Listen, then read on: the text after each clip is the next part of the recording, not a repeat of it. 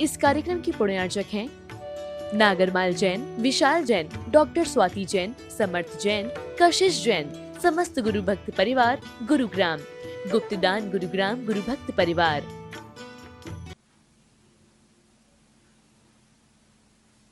समंत भद्राचार्य तव गुण शासन विभो दोषक शासन प्रभाव शासन। इस सारे विशाल विश्व के अंदर इस कलयुग में भी तीर्थंकर वृषभ से महावीर तक इनका जो अहिंसा सिद्धांत है, कलयुग के अंतिम क्षण तक उसका प्रभाव रहेगा। आप जानते ही हैं, अहिंसक संस्कृति में जन्मने वाले लोग उसका अपने व्यक्तिगत जीवन में तो प्रयोग करते रहे। भगवान महावीर ने अपने जीवन पर और दूसरे के जीवन को भी रास्ता दिखाने के लिए अहिंसा का प्रयोग किया। इसी अहिंसा सिद्धांत को, अहिंसावाद को लेकर महात्मा गांधी ने सारे विशाल विश्व के अंदर उसका प्रयोग करते रहे। अपने जीवन पर भी वो अहिंसा का प्रयोग करते रहे। भगवान महावीर का अहिंसा जो उत्तरोत्तर अत्यंत सूक्ष्मतर और सूक्ष्मतर विषय है, जो शब्दों के द्वारा कथन नहीं किया जा सकता, बताया नहीं जा सकता, वो अनुभवगम्य है, ऐसी वो अहिंसा है। परंतु महात्मा गांधी जी ने जो अहिंसा का प्रयोग कर दिया वो अत्यंत स्थूल रूप से, जो अनपढ़ लोग हो, झोपड़ी वाले हो, गंवार हो, बालक हो, स्त्री हो, वृद्ध हो, सूरदास हो, सभी लोगों के लिए अहिंसा आंदोलन छेड़ा और उसमें उनको बहुत बड़ा यश भी मिला। महावीर के अहिंसा में, महात्मा गांधी जी के अहिंसा में स्थूल रूप से कोई फर्क नहीं है, पर महात्मा गांधी ने स्पष्ट कहा, मैं इतने सूक्ष्म अहिंसा में प्रयोग नहीं करूंगा, न प्रवेश करूंगा, क्योंकि वो व्यक्तिगत जीवन के काम की चीज है सूक्ष्म अहिंसा। और स्थूल अहिंसा मानव मात्र के कल्याण के लिए, एक राष्ट्र दूसरे राष्ट्र से मैत्री कैसे जुड़े, एक राष्ट्र दूसरे राष्ट्र कैसे परोपकार करे, एक व्यक्ति दूसरे व्यक्ति पर कैसे अहिंसक प्रयोग करके मैत्री जुड़ा दे। इसलिए महात्मा गांधी की और भगवान महावीर की जो अहिंसा है, उन्होंने अनुरूप से अहिंसा का प्रचार प्रयोग महावीर भगवान गृहस्थों के लिए बताया। गृहस्थ स्थूल रूप से, मोटे रूप से अहिंसा का परिपालन कर सकता है। सूक्ष्म अहिंसा गृहस्थ घर में रहकर करना बड़ा मुश्किल है, क्योंकि रोज के अंदर उसका प्रपंच जीना है इस लोक में, तो अत्यंत सूक्ष्म नई अहिंसा का प्रयोग अपने जीवन में कर सकता है, स्थूल रूप से कर सकता है। क्यों? देखिए आप लोग हंसी मसी, कृषि, वाणिज्य, शिल्प, विद्या इत्यादि जो कमाने के लिए व्यापार है, खेती है, गृहस्थों के लिए कोई विरोधी है, उसके अपने रक्षा करने के लिए शस्त्र प्रयोग करता है, तो उसके लिए उसको छूट है। ये नहीं कि आप कोई अन्याय बर्दाश्त करें। ये गृहस्थों के लिए खास तौर से कहा, वो गृहस्थ कभी भी दूसरे के अन्याय को बर्दाश्त, कभी भी इजाजत अहिंसा देता नहीं। अहिंसा जो है गृहस्थों के लिए एक सीमा बांध दिया, यहां तक आप पालन कर सकते हैं। आरंभी हिंसा त्यागने, उसको विरोधी हिंसा त्यागने। कोई विरोध कर रहा है तो आप भी विरोध प्रतिक्रिया कर सकते, गृहस्थ लोग है, उसके बिना गृहस्थी चल नहीं सकती है। साधु जो है वो उनका बहुत बड़ा ऊंचा आदर्श होने से वो तो बिल्कुल मन वचन काय को परिपालन करते हुए वो किसी के भी दूसरे को उस पर प्रयोग नहीं करते, अपने जीवन में प्रयोग करते। इसलिए श्रावक संस्कृति जो है अपने सीमित मर्यादित अपने जीवन को व्यतीत करने के लिए संयम का, अहिंसा का प्रयोग अपने जीवन में करते हैं। अहिंसा एक ऐसी चीज है, अमृत रसायन तक अमृत चंद्राचार्य ने कहा अपने पुरुषार्थ सिद्धि उपाय में। मैं हमेशा बताते रहता हूं, पुरुषार्थ 4 है, धर्म अर्थ काम और मोक्ष। धर्म पुरुषार्थ जो है वो मानव मात्र के कल्याणकारी है। अर्थ भी उसको जरूरत है गृहस्थों को, और सुख भोगने के लिए खाना पीना कपड़े लत्ते घेरे इत्यादि भी घर मकान वगैरह जरूरी है। इसलिए गृहस्थों को धर्मपूर्वक कमाना, धर्मपूर्वक अनावश्यक परिग्रह को इकट्ठा नहीं करना, ये भी बंधन गृहस्थों पर है। जो अधिक परिग्रह इकट्ठा करते वो दुखी होंगे। अति लोभ खतरे की घंटी, ये भगवान महावीर ने अपरिग्रहवाद के बारे में कही थी। उसका अर्थ है अपरिग्रहवाद, अति लोभ खतरे की घंटी। जो अति लोभी पुरुष है वो दुखी हो जाता है, अंत में या तो जेल में जाके बैठ जाता है, या तो उसके अपने जीवन में आर्थ और उधर ध्यान से घर में करवट लेते सोता भी नहीं है। इसलिए जैन शास्त्र में गृहस्थों को भी न्यायपूर्वक कमाओ, न्यायपूर्वक खाओ, न्यायपूर्वक सारी व्यवहार, न्याय को छोड़कर कोई भी उसका व्यवहार जो है गृहस्थों का चल नहीं सकता।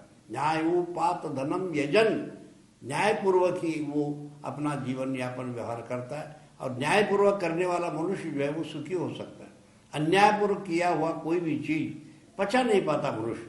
अन्याय एक ऐसी चीज है, कौन दुनिया में अन्याय को बर्दाश्त करेगा, कौन अच्छा समझेगा न्याय को। सब सभ्य मनुष्य जो होता है वो न्याय प्रिय होता है, स्वयं न्याय से जीता है और दूसरे को भी न्याय की शिक्षा देता है। अन्याय व्यक्ति का कोई विश्वास नहीं करता। अन्याय व्यक्ति का संगति से किसी को फायदा नहीं हुआ तो वो बर्बाद हो गया। इसलिए भगवान महावीर ने अहिंसक जीवन बिताने के लिए, महात्मा गांधी ने जो भगवान महावीर की अहिंसा को लेके, सिद्धांत को लेके विशाल विश्व के अंदर अहिंसा को फैलाया, और भारत को आज़ाद करने में भी उसको बहुत बड़ा एटम बॉम्ब से भी बड़ा शस्त्र समझ के उसका प्रयोग किया। लोग इस अहिंसा का प्रयोग में गांधी जी को भी बोलते थे ये क्या अहिंसा है, सब बोलते बैठे, पर उनको इतना अटल विश्वास भगवान महावीर के उस सिद्धांत पर, उन्होंने स्पष्ट कहा कि मैं विरोधियों को भी विरोध की दृष्टि से देख सकता हूँ, इसीलिए कि मेरे अहिंसा, सत्य, अपरिग्रह और अनेकात्म, इन सिद्धांतों से मैंने सीखा कि जो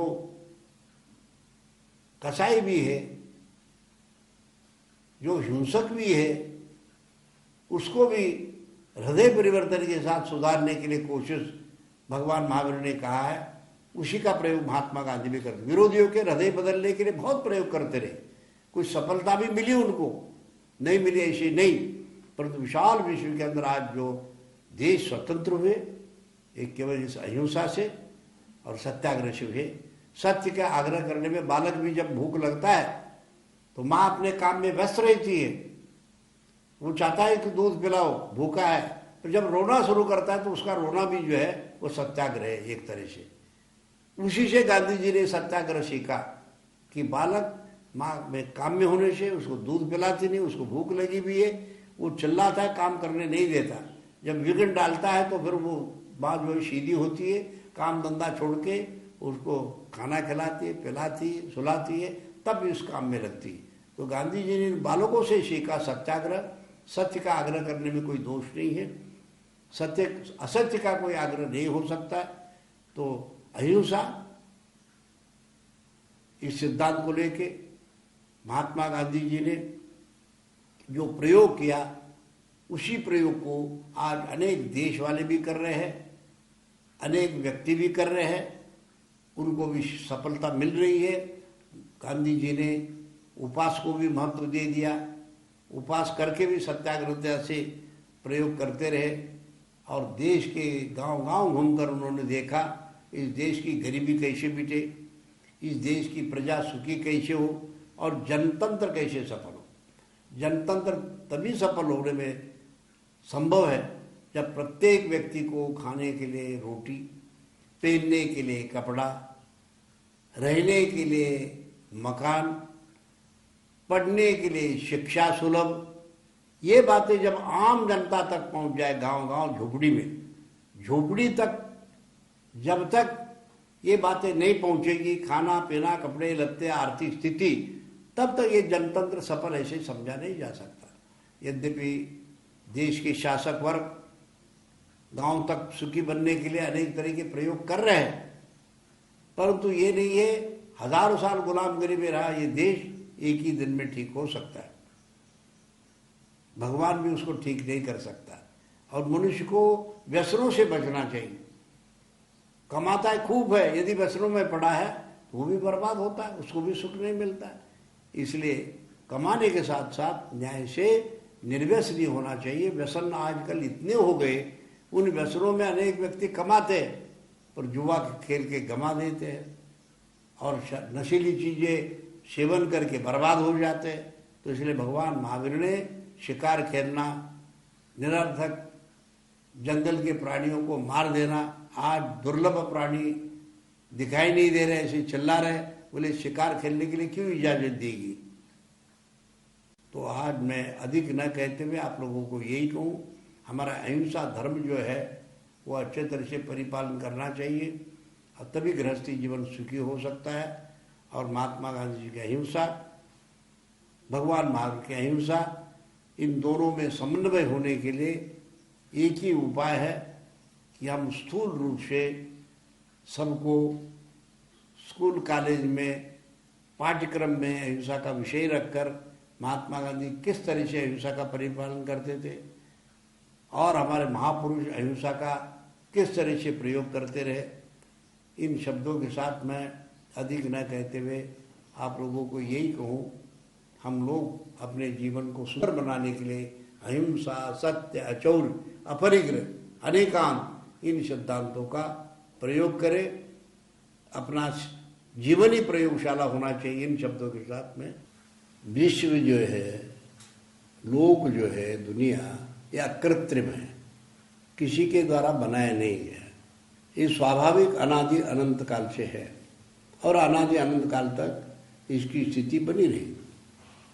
घटना बढ़ना इत्यादि लोक में नदी है, पहाड़ है, समुद्र है, इनमें तो ये उथल पुथल घटना बढ़ना होता है।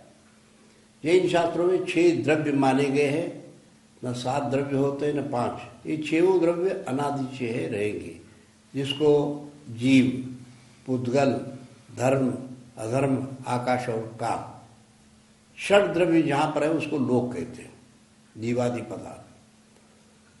इनमें विशेष रूप से एक एक का मैं आपको परिचय करा देता हूँ।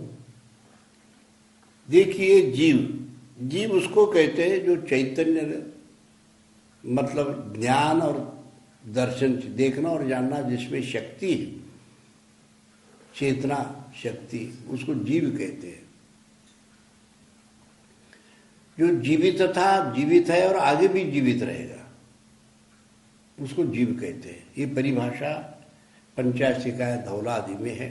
जीवित था पहले, अब वर्तमान में जीवित है, आगे भी जीवित रहेगा। कभी आत्मा, जीव तत्व, चेतन तत्व नष्ट नहीं होता है, परिणमनशील, जगह बदलता है। चींटी, हाथी, घोड़ा इत्यादि होकर एक जगह से दूसरे जन्म लेना, मरण होना, ये शरीर से संबंधित है, पर जीव कभी नष्ट नहीं होता है, पर्याय परिणमनशील है, एक जगह बदलता है।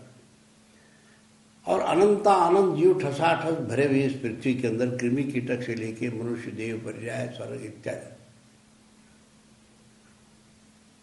जीव के बारे में जानने के बारे में जैन शास्त्र में बहुत कुछ होता है। ये जीव में ही एक शक्ति है संसार के पदार्थ को जानने की, जिसको ज्ञान कहते हैं। दर्शन मतलब देखना, देखना और जानना, ये उपयोग, इसका लक्षण है जीव का। हर चीजों का लक्षण है। जैसे अग्नि का स्वभाव दाहकत्व गुण है और प्रकाश और गर्मी फैलाना उसका 2 उपगुण है। ऐसे जीव चैतन्य स्वभाव ही है और उसके 2 उप लक्षण है, जानना और देखना। महानुभाव, इसके बाद जो पुद्गल है, हमारा शरीर है, पहाड़ है, पत्थर है, मिट्टी है, हीरा, मोती, मणि, पन्ना, कांच, धातु पदार्थ, सोना, चांदी, ये सब पुद्गल कहलाते हैं। पुद्गल शब्द के जो पूरदी गलदी थी, पुद्गल, मिलना, जुलना और अलग होना, ये पुद्गल का स्वभाव है। आप देखते धातु पदार्थ को गला देते हैं तो टुकड़े टुकड़े हो जाते हैं, जब एक साँचा में ढांचा में डालते तो फिर इकट्ठा होते। जो इकट्ठा होना, अलग होना, ये जो रूप रस गंध वर्ण जिसमें है, जैसे खट्टा है, मीठा है, ऐसे अनेक गुणधर्म से पुद्गल पदार्थ को पहचानते हैं। रंग है उसका, रूप है, वजनदार है, हल्का है, ये सब पुद्गल पदार्थ है। पुद्गल का उपकार मनुष्यों पर भी बहुत है। पुद्गल का भी उपकार करता है। जैसे बर्तन है, खटाई लगा दो तो साफ सुथरा होता है, राख लगाओ तो साफ सुथरा, पानी से धो तो साफ सुथरा होता है। पुद्गल का उपकार करता है। ऐसे आत्मा पर उपकार कर सकता है। पुद्गल का भी उपकार जीव पर है। कितने शरीर रचना है, खाना पीना है, क्या क्या उपकार है पुद्गल का। तो अपकारक भी है, जैसे शस्त्र है, सुई है, कांटा है, ये सब अपकारक भी है। पुद्गल में उपकार अपकार दोनों होते हैं। वो जानबूझ के कोई उपकार अपकार नहीं करते हैं, पर हम अपने भूल से, जैसे भी या सब्जी बना रहे तो उसके बनाते बनते अंगुली कट गई, न चक्कू ने काटा, न आपने जानबूझ काट लिया, भूल से काट लेते। ऐसे भूल से आदमी अनेक दोष पैदा कर देता, उस कर्मों का फल उसको भोगना पड़ता है, पाप जिस पुण्य जिसको कहते हैं। तो ये पुद्गल में अनंत शक्ति है। आज पुद्गल को वैज्ञानिकों ने नचवा दिया। क्या क्या पुद्गल मैटर से पदार्थ तैयार नहीं किए, कंप्यूटर तैयार किए, टेलीविजन, रेडियो, नाना तरह की वस्तु तैयार की। उसके माध्यम से विश्व के अंदर नित्य नए शोध हो रहे हैं, आविष्कार हो रहे हैं। ये सब पुद्गल का खेल है। और आचार्यों ने इसमें अनंत शक्ति सिद्ध कर दिया है। पुद्गल के अंदर अनेक परमाणु से जुड़ा हुआ स्कंद कहलाता है। एक एक परमाणु अलग अलग होता है। उसको परमाणु जिसमें दूसरा टुकड़ा नहीं हो सकता, ये भी पुद्गल है। अब चलिए आप लोग, जीव हो गया पुद्गल। अब कहते हैं आकाश द्रव्य है, जिसमें हम बैठे, विशाल आकाश है, जहाँ तक दिखता है सब आकाश है।